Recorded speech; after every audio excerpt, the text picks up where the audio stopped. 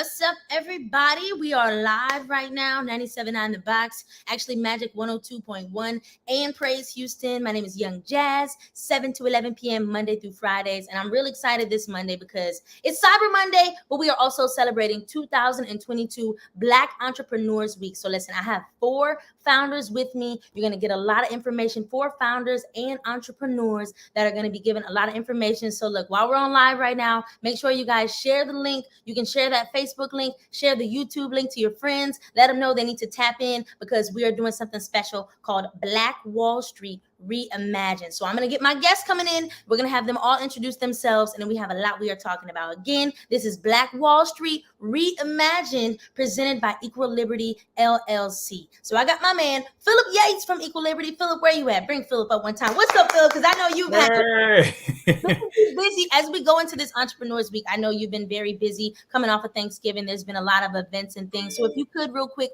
just give everybody a little spiel on everything that's already been going on and, you know, what we're going to get into as well. Yeah, Jazz, no, good to see you. And again, thank you for the Radio One entire family for the partnership with Black Entrepreneurs Week. As you stated, we kicked it off this past weekend on Saturday with Small Business Saturday, and really just encourage everybody to buy Black, shop Black. You know, as it's the holiday season, everybody should be taking care of their Christmas list. We partnered up with Black Market Houston, their founder, J.O. Malone, down there in Green Street.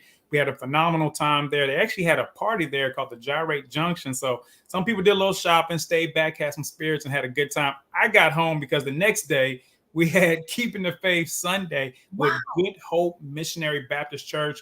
Pastor Cofield and First Lady Cofield welcomed us in. Actually gave a phenomenal sermon, preached out of the book of James, talking about keeping the faith. And it was really directed towards Black entrepreneurs. So it's been amazing so far kicking off this week. We're hoping that more of your listeners and audiences will get on board. As I mentioned to you, just even behind the scenes, that we have an event for women, we have an event for men, we have an event for people looking for money, and just people who want to come out and celebrate community. This is all about celebrating community, capital, and our culture for Black Entrepreneurs Week. So yeah, thank you for having me. And also, this is the second year? This is year number 2. You guys have been with us from the very beginning. If you recall it, last year we kicked it off with Master P and Boss Up. It was awesome, yeah, because the Master P he was coming in town, so he was performing, so he helped us out with the ribbon cutting ceremony.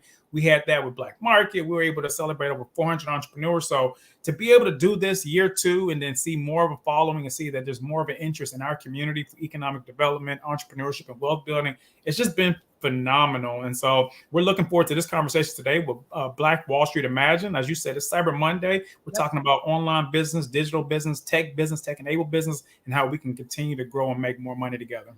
I love that, Philip. This is going to be so dope. I'm so excited for the day. We day ones over here, y'all. Day one.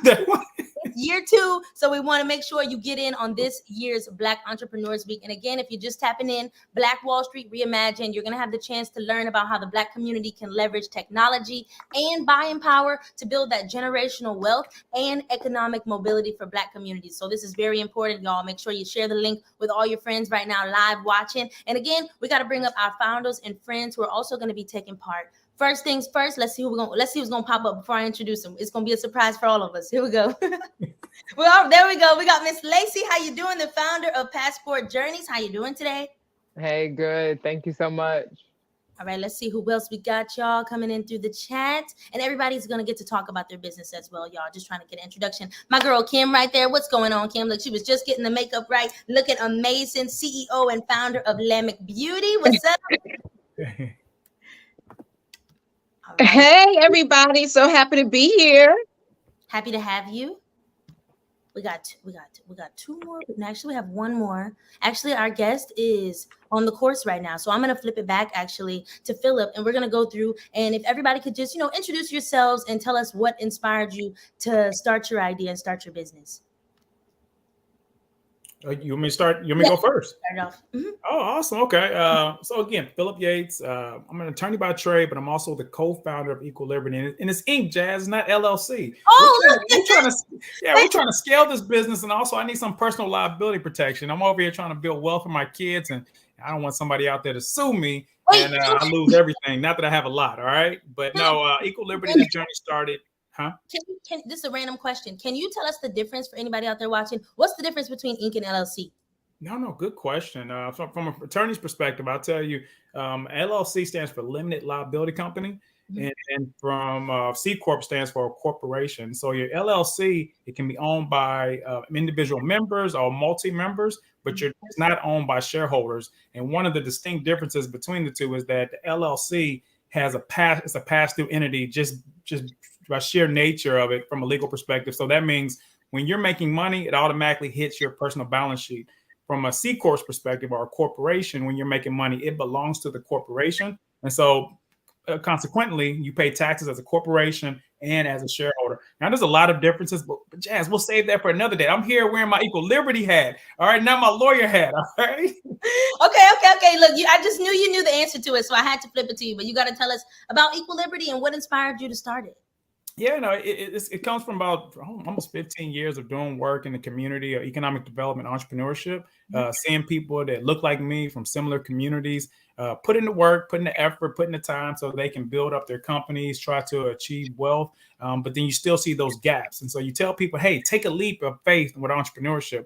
Well, you can take a leap of faith, and sometimes that gap is so far that you fall down. And so what we want to do with Equal Liberty is use technology to help bridge that gap. And so we're connecting people through knowledge, through networks, really being a convener in the community to help uplift the community so that we can be around so more people can reach capital markets and have access, well, true access and meaningful access to capital.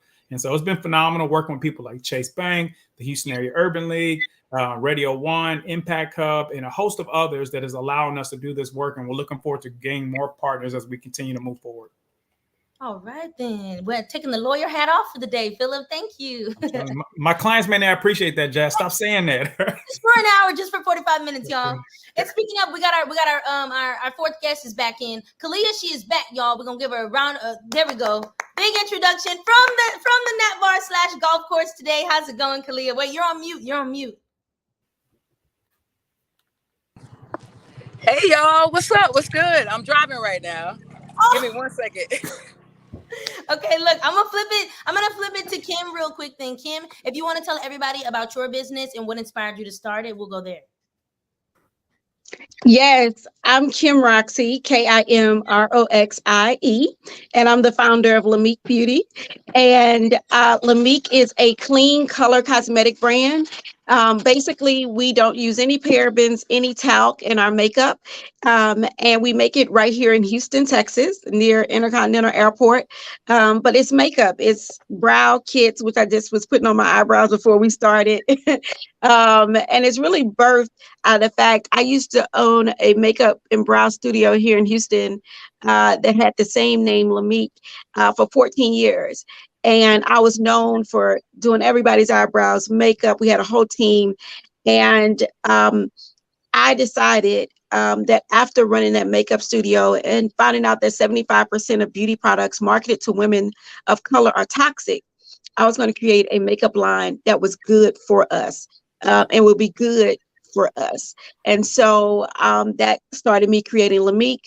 The brow kit is the first product we came out with because I actually have a form of alopecia, which caused hair loss. And being a person that was known for doing people's brows, right? And my brow hairs are like coming out, I had to create something for myself. And it ended up being something that others could appreciate and also share my story. I believe that beauty is revealed, not applied. And so Lamique is an expression of self-love and for others and for myself. And so I'm excited to be here. We're available on Ulta.com. We're available at JCPenney.com. So this Cyber Monday, get in on all the deals that these retailers have and get you some Lamique. And you've actually done my makeup before. Sidebar real quick, y'all. When you came to the morning show, you did my makeup during the interview. Yes. Yep. It was yes. Yes, I did Young Jazz. I did Young Jazz makeup. It was so much fun. We did, and then we did it like live. Yes, it was awesome. Everything. Thank you so much, Kim. And look, we're going to kick it to you, Kalia, because I think you stopped the golf course. So just go ahead, introduce yourself and your business real quick and what inspired you to start it too. Well, hey, yo, dope humans, yo. So, Kalia Ogillery here. I am the founder and CEO of NapBar.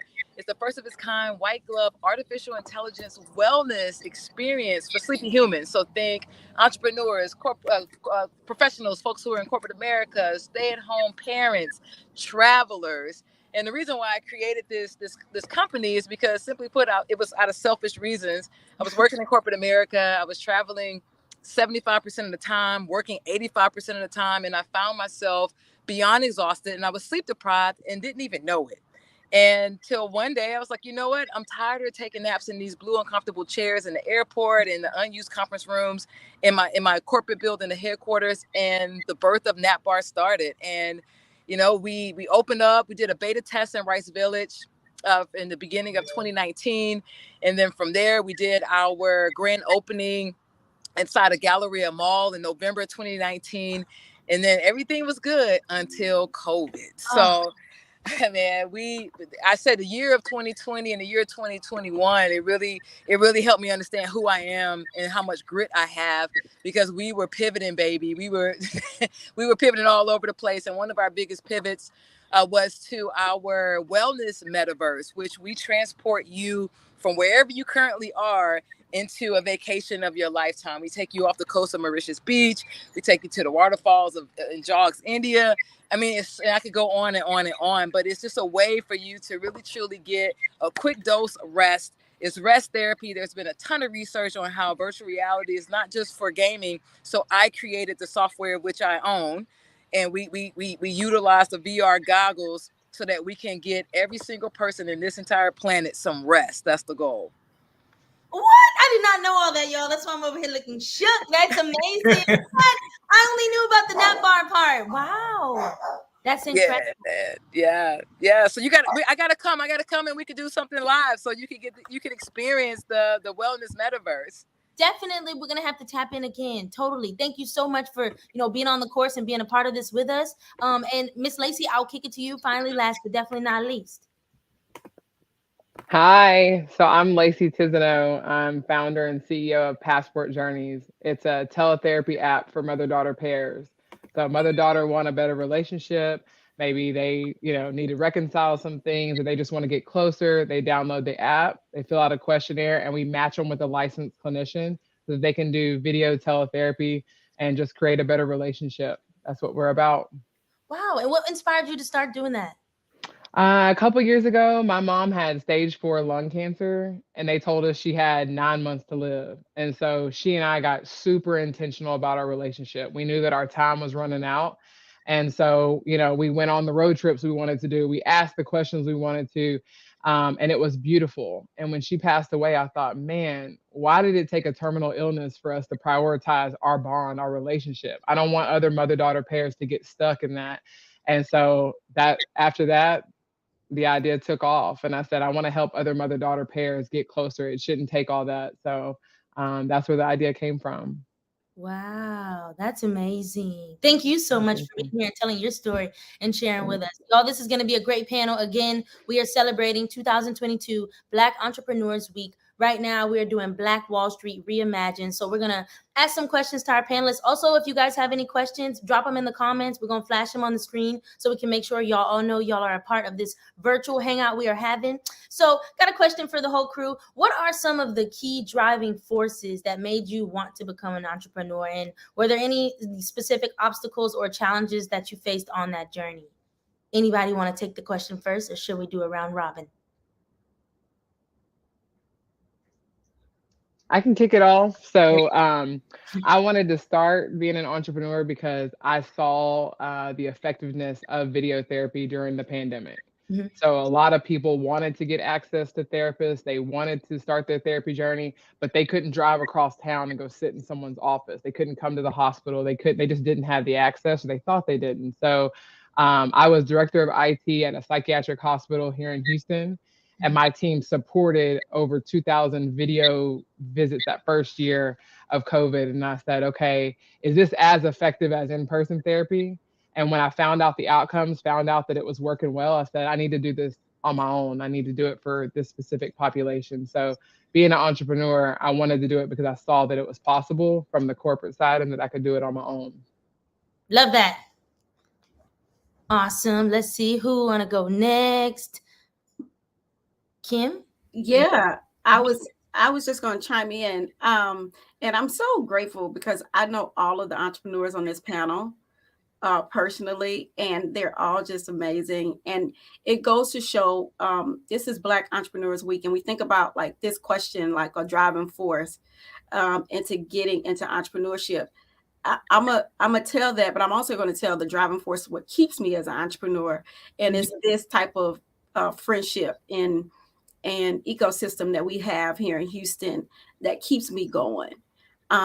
Because I've been an entrepreneur since I was 21. I graduated from Clark Atlanta University, and I did not have a job lined up. I just didn't have a job. I sent my resume, but ain't nobody called me back. and I was like, I can't. First of all, I can't tell my parents I don't have a job coming out of school, or either an acceptance to somewhere, another grad school or something. But I didn't have anything set up. So, at my motto was find a way to make one. And I had to make one. And so I made myself a job. I decided that I was going to open up this makeup studio in Houston at Sharpstown Mall. And that got me in it. And I wasn't even thinking about was it going to work or not or anything. I was just trying to make myself a job. That's what I was trying to do. And I remember because my backstory is I was kicked out of high school at 16 from Madison High School. Anybody watching? I never would have guessed it. Wait a minute. Yeah, never would have thunk it, huh? But that going to alternative school and sort of getting this, being called at risk and all this other kind of stuff, it made me really dial in and realize that I had to believe in myself and I couldn't depend on other people to just like make me feel important or make me feel all these other things. And so I had to do it for myself. And so that made me, I'm kind of happy it happened because it made me the entrepreneur I am now. And to really believe and dream and depend on God and just, I decided that I had been working at a makeup counter, so I'm gonna make this into a job and open up this makeup studio. And as soon as I opened it up, that same alternative school that I ended up going to sent me a letter in the mail to come to their career day. They didn't even know I attended the school. And 5 years later, after getting kicked out, I'm at this alternative school speaking about being an entrepreneur. And it just goes to show that sometimes things happen in your life, but it doesn't always happen to you, but sometimes it happens for you and for others. So, yeah. Ooh, today, Miss K, I had no clue. But look at God. Look at that. It came full circle. So congratulations to you. We're going to kick it to the course now. The course is ready. The course is ready. So, I mean, I echo everything that Kim said. For me, I didn't come from an entrepreneurial background, but something in me. I started my first business when I was 9, can crushing business. So I asked for a can crusher for Christmas one year. My grandpa gave it to me, and that was it. I went around the neighborhood, and I was collecting cans, and I would crush them. And so I, fast forward, I hooped in college, went on a full ride, went into corporate America, and I thought that every time I got on the next rung on the ladder, that I would feel like my contribution mattered. I would feel fulfilled. And then I quickly realized that in order for me to fulfill my divine purpose, I needed to take that said ladder and drag it and lean it against a building that had my name on it, that really inspired me for my company ethos and my vision and my values and basically what I believe in. And, for me, it was freedom. I was, like I mentioned earlier, I was working 85 hours a week. I was killing it, but yet I wasn't rewarded in the way that I wanted to be rewarded. And so I chunked the deuce. I was a VP of strategy at a Fortune 100 company. And when I went back and told all my friends, like, yo, I'm leaving, majority was like, yo, wait, what? You leaving your good job with benefits to go and do what? To get people to pay naps for you? Like, that's crazy, KG. And it's only crazy until it happens. So, and that's where I got my first motto. It's like, yo, stop sharing your vision with folks who don't have the capacity to understand your greatness. And I kept that and I just kept it moving.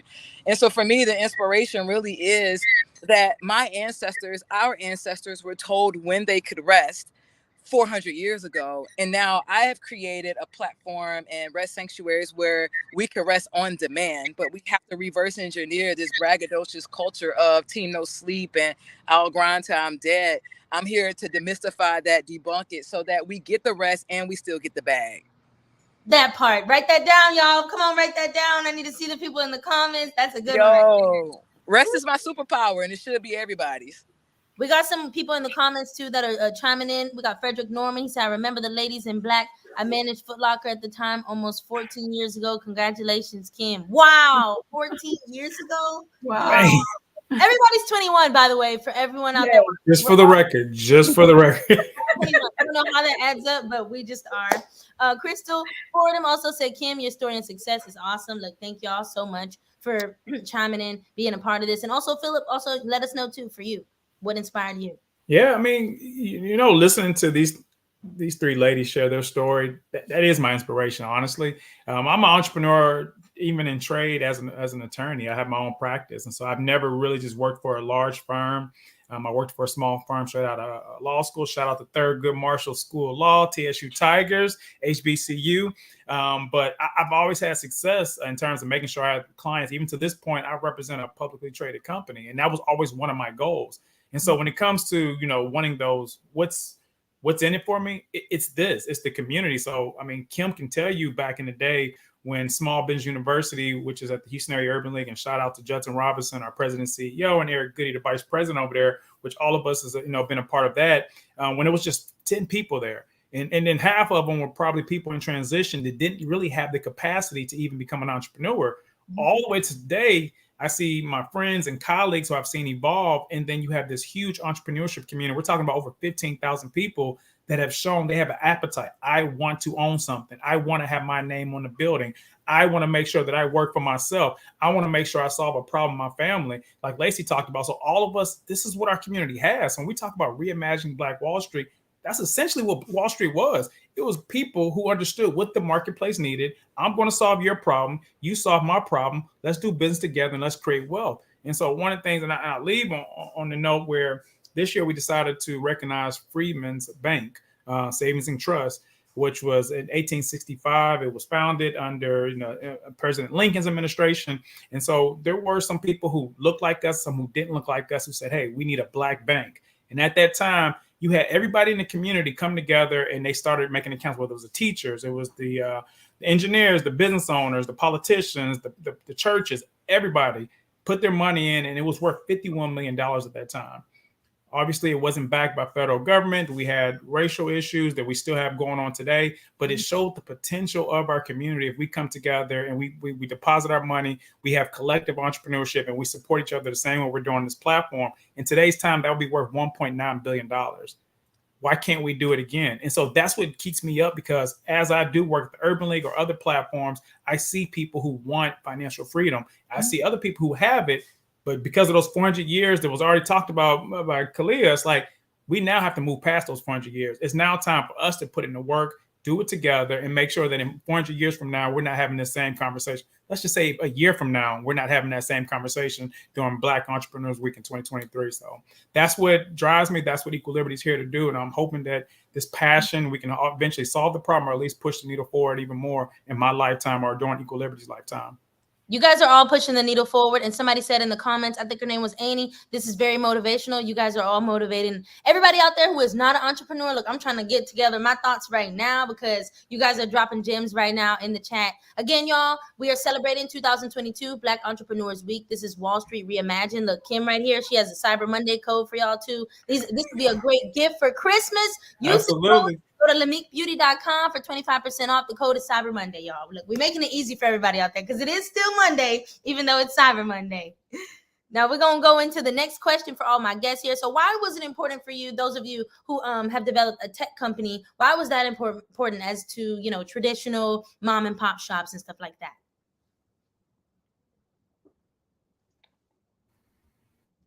Lacey, she's unmuted. I was about to say, Lacey, did you want to go? Yeah, I'll hop in here. So for me, it was important to create an app, or it was important to go the tech route because of access. Access, access, access.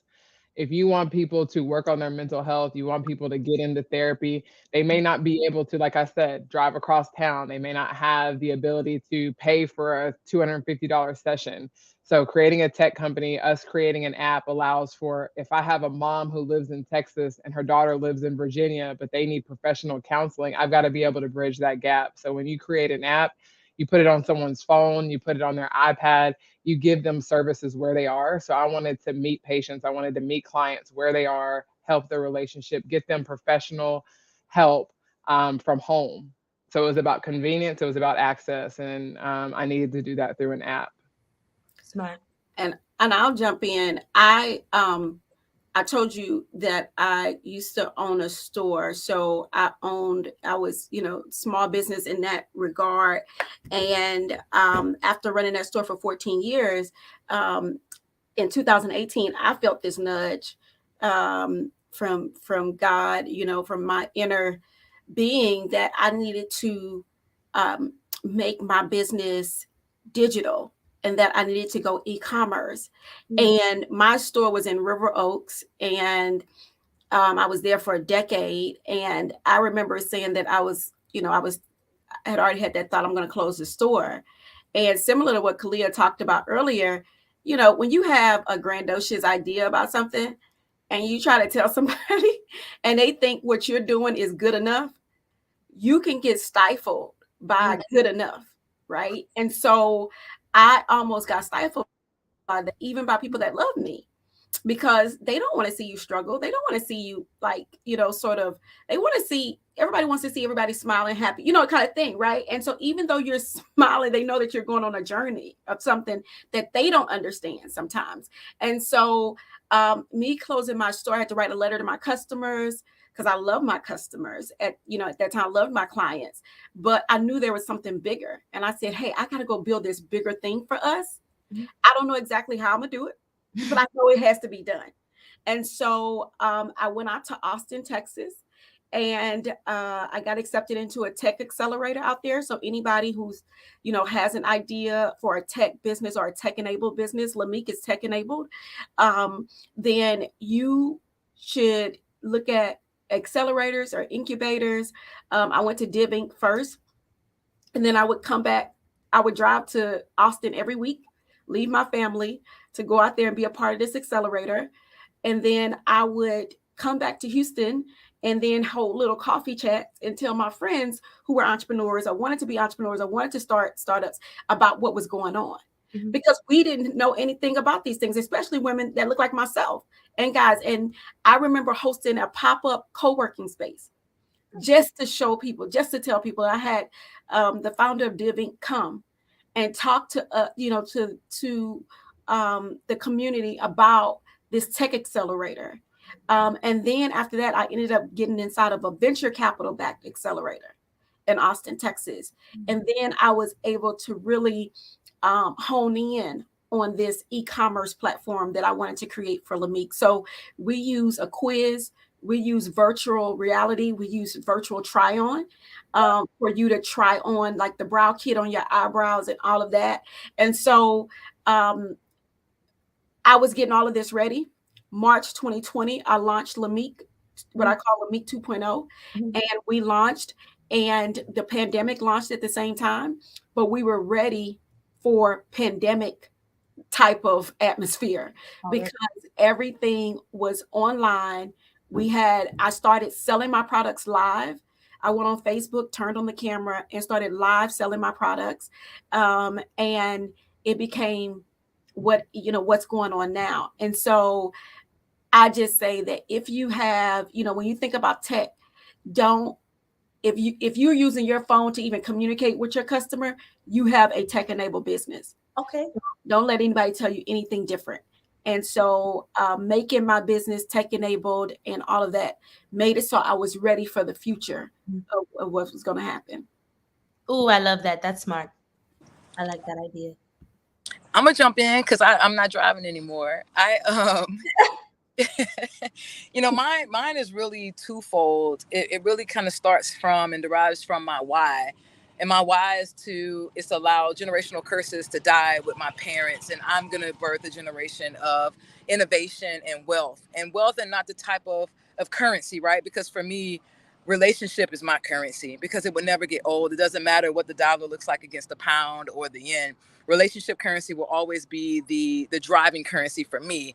And, you know, that's number one. And number two, the other piece of why I created this innovative company, this tech company with the wellness metaverse, is because I want my legacy to be attached to things that don't look or come from people who look like me. And what I mean by that is that I want little brown and black girls and boys and non-binary kids to look and be like, yo, there's somebody that looks like me that's playing in a tech space. She has a wellness metaverse. I never thought this could even be a thing for me, because we don't see enough of us in that space. That's the reason why I became a certified sleep expert, is because we don't see a lot of us in that space. And so that's really my two-part piece of it, is my why, and my why drives my legacy, and my legacy is doing it for community and for the culture. I love it. I'll jump in there because I want to second that. You know, and 100 Black Men, I'm, you know, shout out to them. I'm on their board and still represent them as councils, and they do a lot of great work mentoring young Black boys. But they have a phrase that says, "What you see is what you become." And so when you look at Kim, I remember those talks. I mean, I can specify times I would stop Kim in a parking lot, and she would stress to me that you need to pivot, even the work I'm doing to try to influence and impact the community. And so that's what it's become. And I also would be remiss if I didn't say somebody like Kylie Summers, who's one of my partners in crime, and we do work with the Venture Capital Fund. He has Spend Debt. Him and his wife Talisha, they're doing phenomenal work using technology to help us spend away debt. And then Kalia, I mean, she's been there, and I've watched her. Now I see somebody like Lacey, who I didn't even know was interested in tech. And so that's part of where it comes from, why I thought tech was so important for Equal Liberty to be a technology company, because Philip Yates, yeah, he can talk till he turns blue down at the Urban League. And yeah, I may impact one person, and that's good enough for me. But in terms of legacy and impact, what Kalia is talking about, we have to have technology. You need more than just Philip Yates. You need more than just this one banker. You need more than just this, you know, just one platform. It needs to be able to reach more people if we're going to actually push the needle forward. So I felt tech was the only way to properly scale it. But I want to give a shout out to those who are pioneers, and that's these ladies before us, and they're showing us that, hey, we can do it. So if you're listening right now, it can be done because they're doing it in real time. So here's your flowers and like drink champs. I just want to say thank you for what you're doing. All right. Flowers for all of y'all today. Flowers for everybody.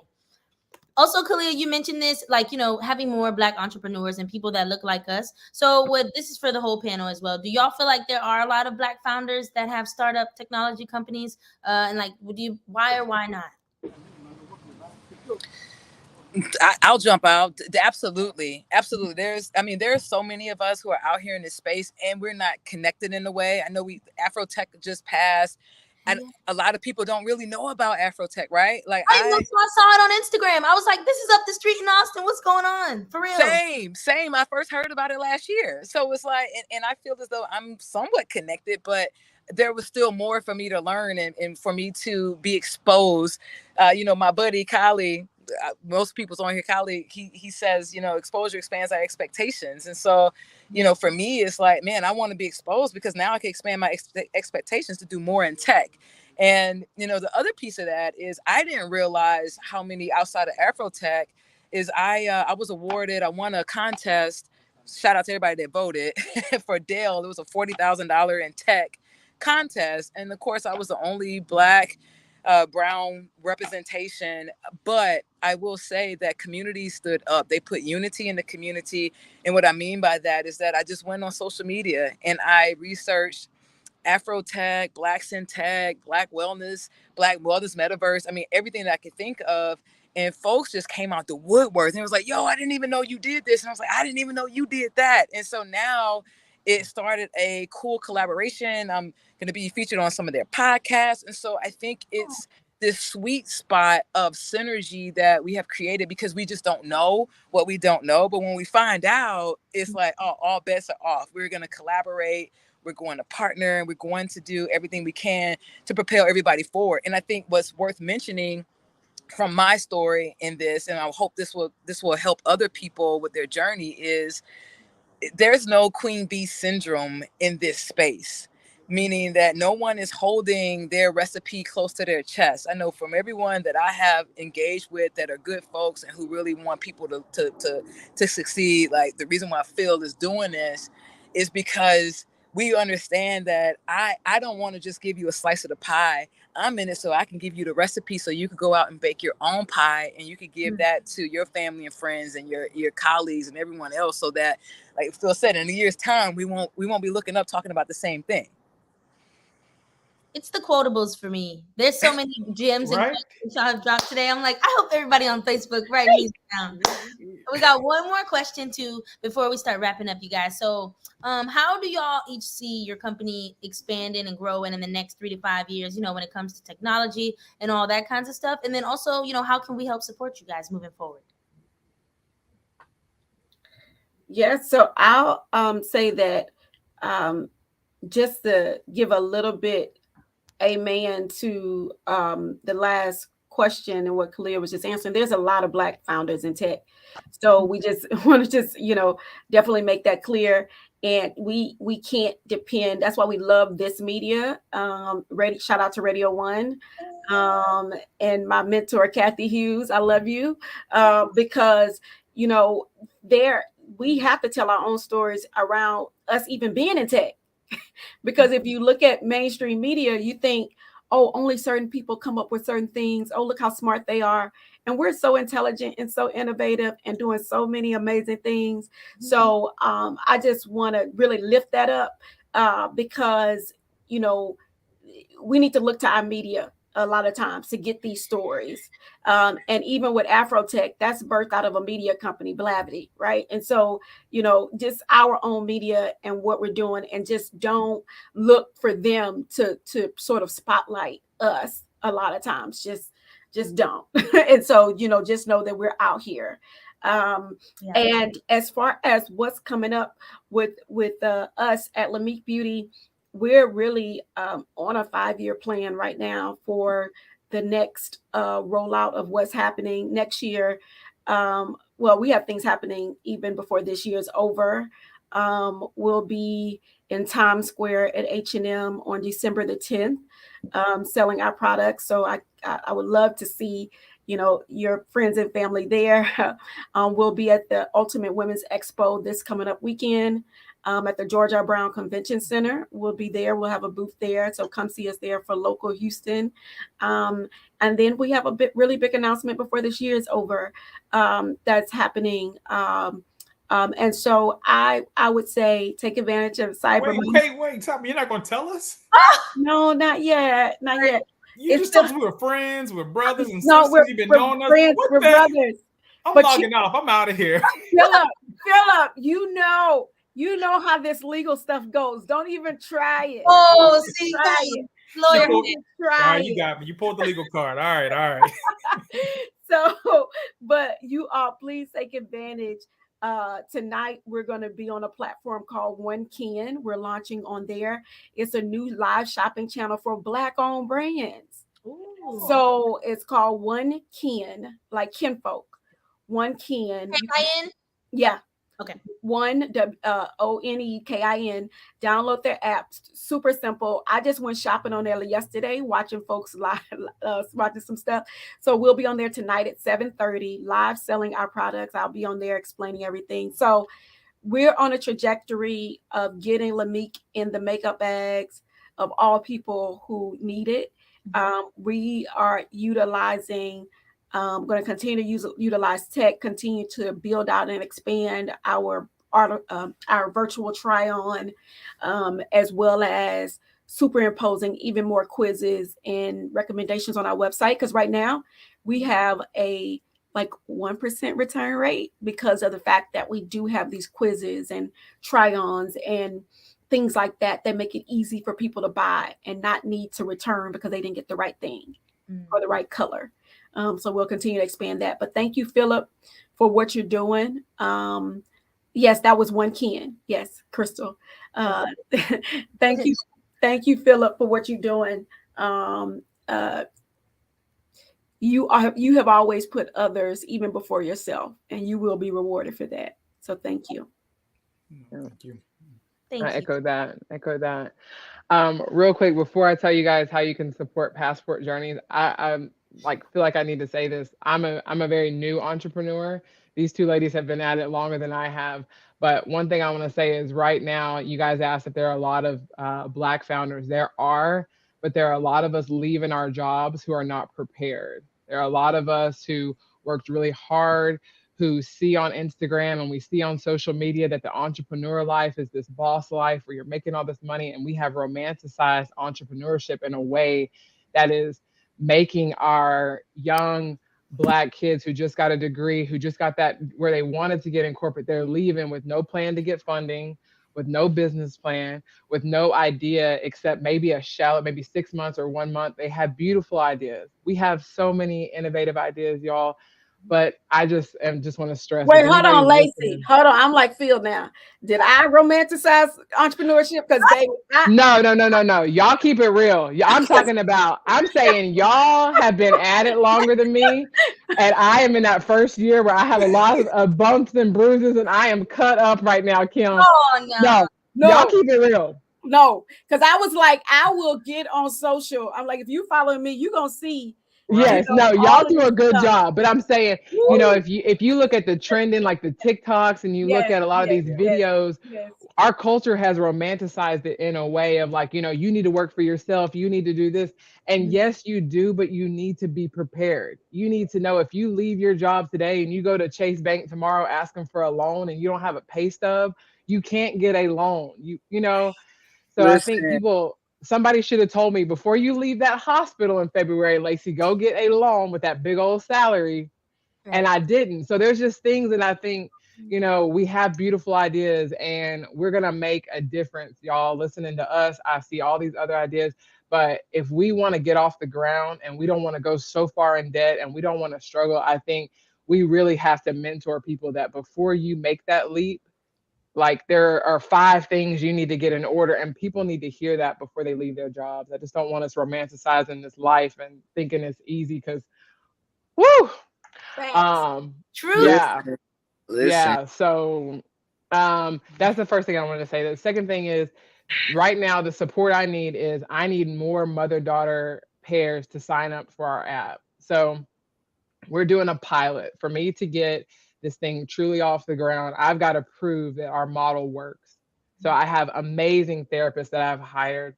We have a beautiful model, but I need more mother-daughter pairs to sign up. So you can go on our website at passportjourneysapp.com. I'm going to drop it here.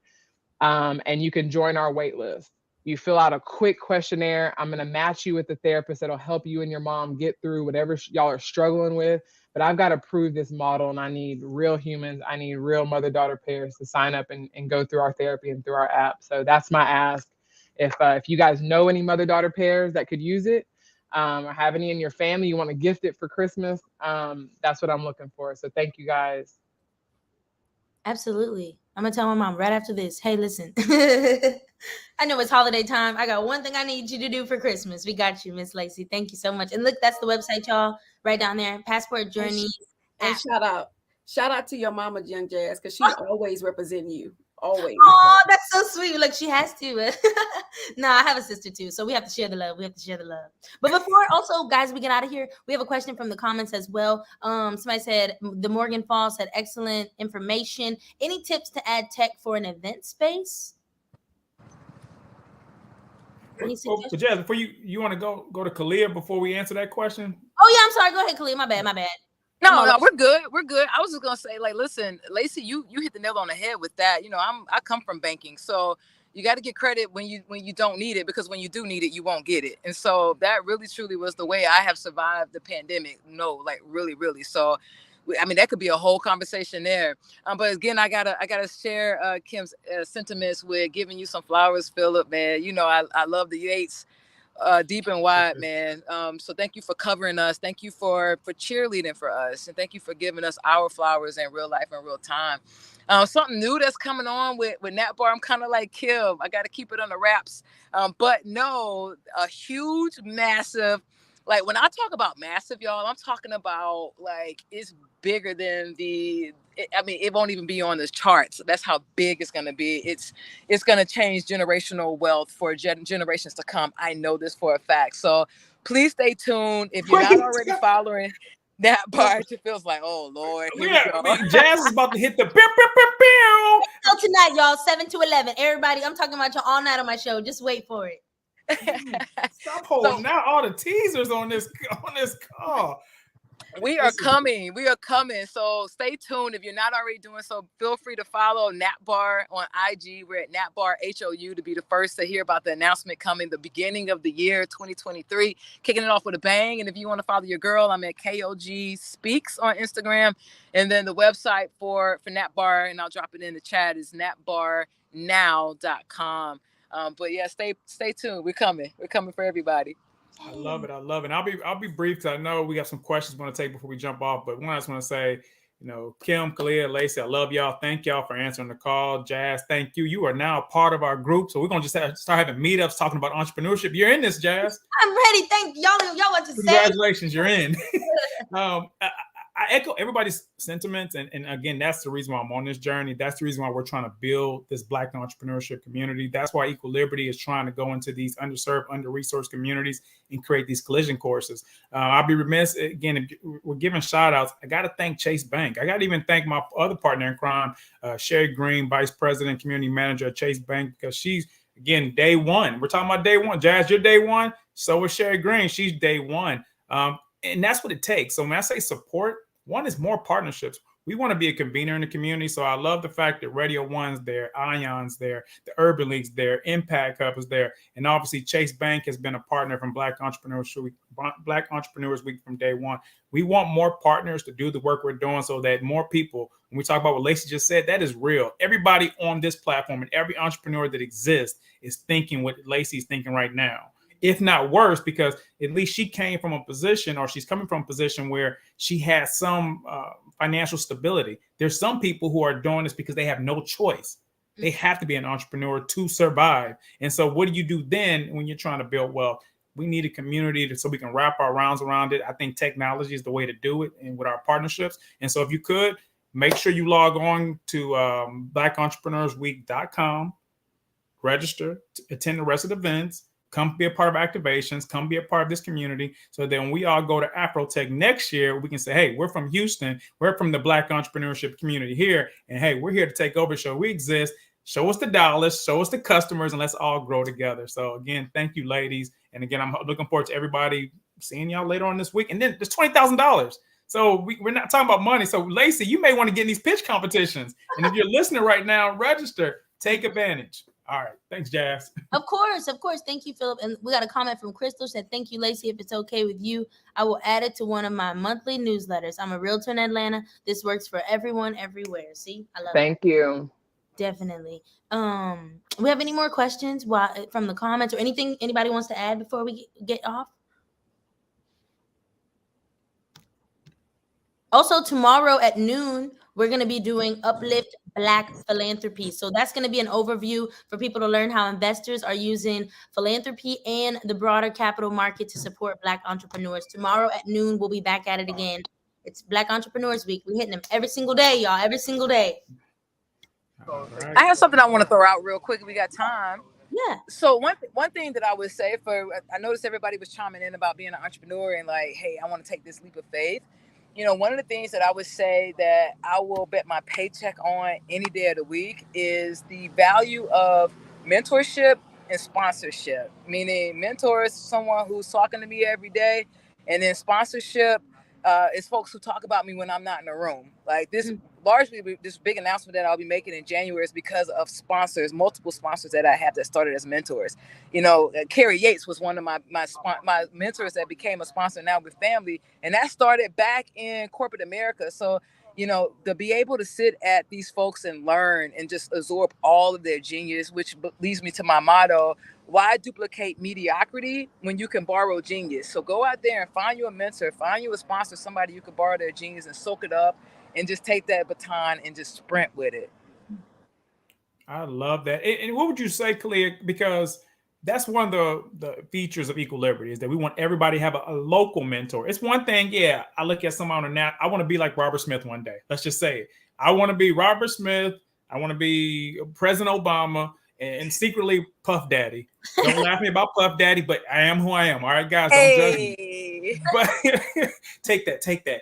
But the reality is, you got somebody in your community, like Kalia said, that's doing this already, that you can go find to be a mentor or sponsor. So from everybody on the panel, and Jazz, you're in there too, because you're now a subject matter expert in the media. We're all actually honoring your GM at the Unlock Her Power tomorrow, Miss McKay. So looking forward to that.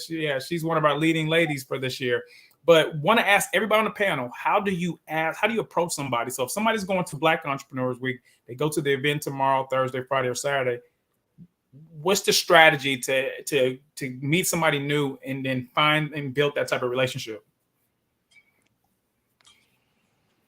I'll say if you know someone is going to an event that you want to get to know, look them up. What are they working on right now? That when you meet them, you can say, hey, I heard you're doing this event next week, or Kim, I know you're launching this new brand, whatever. Look them up first. So you lead with, hey, I know a little bit about you. I'm going to make sure that I'm plugging it in my network. I also need help with this. But I think instead of leading with, I need you to help me, people are going to be flattered. It's the ego part of us, right? If you come and you know a little bit about me, or you've looked me up or something, I think you want to tap into someone's ego first. You want to tell them like, hey, I know you, I know who you are, I know what you're about, and then say, I need help with this. I think that's better than just, hey, can you help me out? So look them up, go to the event, be clear about what they're working on, tell them that you know what they're working on and what you need help with is my advice. Great tip. Yeah. And I would just add my tip to hit, I think, to complement that is to offer something. I think a lot of times, we don't think about it, but everybody has something to offer.